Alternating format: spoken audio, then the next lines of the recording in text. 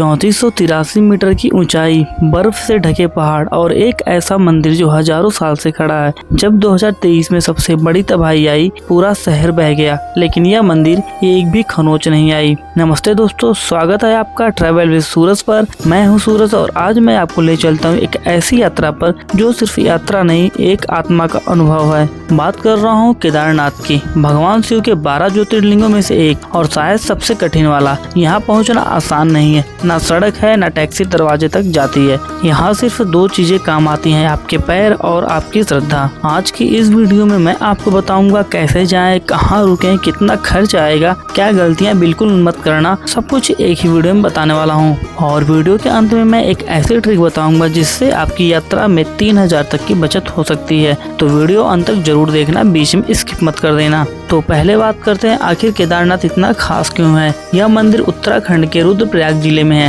मंदाकिनी नदी के किनारे हिमालय की गोद में ऊंचाई है 3483 मीटर, यानी समुद्र तल से लगभग 3.5 किलोमीटर ऊपर। यह मंदिर 4 धाम यात्रा के एक हिस्सा है और पंच केदार में सबसे प्रमुख माना जाता है। आदि शंकराचार्य ने इस मंदिर की स्थापना 8वीं सदी में की थी, लेकिन कुछ लोग कहते हैं यह पांडवों के जमाने से है। आज भी मंदिर के पीछे एक बड़ा पत्थर है जो बाढ़ में आकर रुक गया और उसने मंदिर को बचा लिया। लोग इसे भगवान का चमत्कार कहते हैं और सच में जब आप वहां जाकर उस पत्थर को देखते हैं तो रोंगटे खड़े हो जाते हैं। अब आते हैं सबसे जरूरी हिस्से पर, केदारनाथ पहुँचना कैसे है। यह कोई एक सड़क पर जाने वाली जगह नहीं है, इसके कदम है। ट्रेन से सबसे नजदीकी रेलवे स्टेशन ऋषिकेश और हरिद्वार है। उसके बाद वहां से आगे रास्ता मिलता है। हरिद्वार से गौरीकुंड लगभग 220 से 230 किलोमीटर है, जहां जाने के लिए आपको शेयर टैक्सी या बस मिलती है। ऋषिकेश से रुद्रप्रयाग, फिर रुद्रप्रयाग से गौरीकुंड जाना पड़ता है, जिसमें कुल समय 8 से 10 घंटे लग जाते हैं।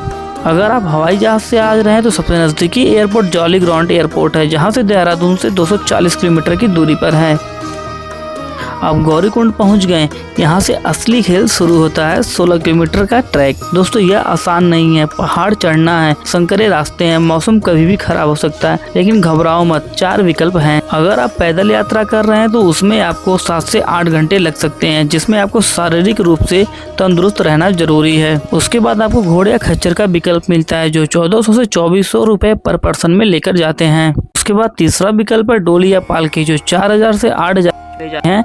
बुजुर्गों और दिव्यांगों के लिए सबसे अच्छा रहता है। और अगर आप कम से कम समय में जाना चाहते हैं तो आप हेलीकॉप्टर का रास्ता ले सकते हैं, जो फाटा या सिरसी हेलीपैड से केदारनाथ तक का 4000 से 8000 एक तरफ का लेते हैं।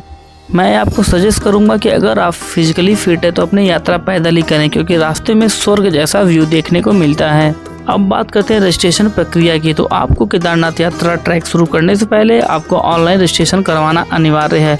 आप 4 धाम के पोर्टल पर जाकर अपनी रजिस्ट्रेशन करवा सकते हैं। वहां जाने के लिए सबसे अच्छा समय कब रहता है तो मई जून में मंदिर खुलने का मौसम रहता है, बट सबसे ज़्यादा भीड़ भी होती है, लेकिन मौसम भी ठीक रहता है। मैं आपको सजेस्ट करूंगा आप सितंबर या अक्टूबर में दर्शन करने के लिए जाएं, क्योंकि भीड़ भी कम रहती है, मौसम भी साफ रहता है और दीपावली से पहले मंदिर बंद भी हो जाता है। अब बात करते हैं जो सबका सबसे बड़ा सवाल होता है, कहाँ रुके और कितना बजट चाहिए रुकने के लिए। गौरीकुंड में कुछ साधारण होटल और धर्मशालाएं हैं जो आपको 400 से 1200 प्रति नाइट के हिसाब से मिल जाएंगे।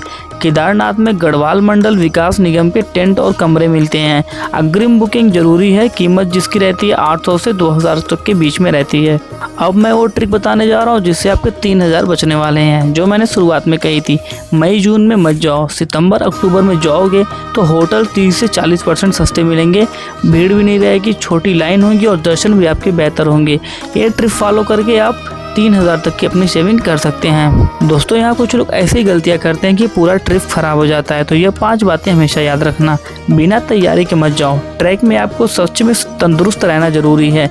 घर पर 2 से 3 महीने पहले से या पैदल चलने की तैयारी शुरू कर दें। दूसरी गलती, रजिस्ट्रेशन के बिना गए तो वापस आना पड़ेगा। बायोमेट्रिक रजिस्ट्रेशन के बिना प्रवेश नहीं मिलता, पहले से ऑनलाइन रजिस्ट्रेशन करवा लेना। तीसरी गलती, साथ में प्लास्टिक मत ले जाओ। केदारनाथ में प्लास्टिक सख्ती से बंद है। दोबारा इस्तेमाल होने वाली बोतलें और कपड़े के थैले लो, जुर्माना लग सकता है। पॉइंट नंबर 4, गर्म कपड़े को हल्के में मत लो। नीचे गर्मी हो सकती है लेकिन ऊपर बर्फ मिलेगी, इसलिए गर्म कपड़े साथ लेकर जाओ। अपने साथ में कैश पेमेंट रखना, क्योंकि वहाँ पे ऑनलाइन पेमेंट बहुत ही कम एक्सेप्ट किए जाते हैं। दोस्तों मैं आपको एक बात सच में ईमानदारी से बताऊंगा, जब मैं उस मंदिर के सामने खड़ा था 16 किलोमीटर चलकर पैर दर्द कर रहे थे। सांस फूल रही थी और उस वक्त जब मैं यह शिवलिंग देखा सब कुछ रुक गया। कोई शोर नहीं, कोई तनाव नहीं, बस एक अजीब सी शांति जो मैं अपने आप में महसूस कर रहा था।